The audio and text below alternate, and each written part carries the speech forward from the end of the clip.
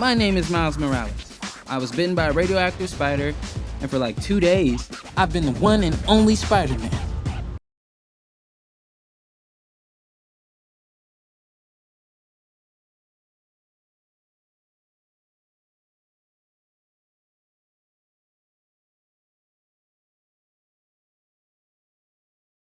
Okay, so the first step to animating in Photoshop is to go Window, you can't see it, but just click on Window, Timeline, and then you basically get your animation timeline.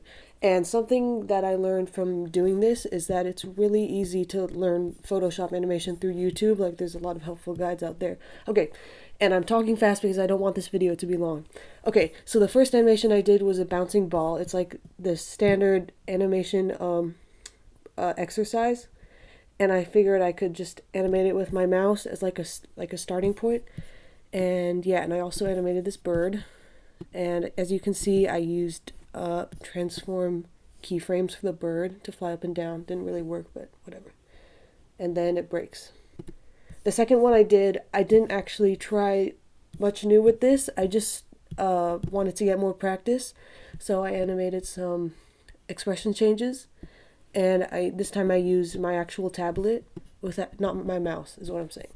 And yeah, that's it. Okay, and then for this one, I wanted to try keyframing opacity, which is something that is pretty easy to do in this because it's just right there. Once you drop it down, there's a lot of stuff here. So when he puts his hand out, I wanted it to be like really bright and then get dimmer and like brighter and dimmer.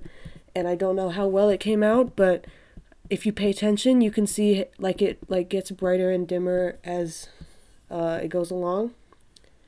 And then I just animated the hair because I thought it added a cool touch to it. And so yeah, that was my practice animating opacity keyframes. And if you use Adobe applications and you already know how to keyframe, it's pretty much the same. Yeah, and I'm sure anyone watching this is a freestyle student that already knows how to keyframe, so yeah, it's pretty easy.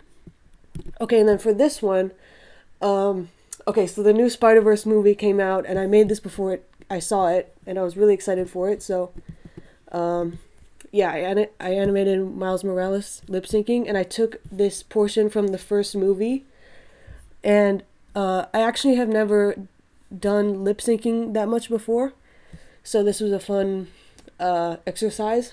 And it allowed me to practice. And this was actually a lot more work than I thought it would be. So that's why it took me 3 days. Basically what you do is you can't see the waveforms and you can't actually hear it when you scroll through it. So you kind of just had to like start and stop it and, you know, like try to find what sounds corresponded to what mouth movements. Okay, and then for this last one, I did something that I've never tried before, which is like just doing all keyframing and no frame by frame animation. For this one, I decided to animate grass and like the tree like flowing in the wind. So I made each of these a different layer and I moved them around and I just keyframed it. And then this is basically just a still photo but animated. And this is pretty helpful because it allows more expressiveness in the background.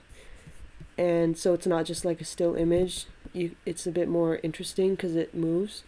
And this was a bit out of my comfort zone, and I think it turned out pretty good.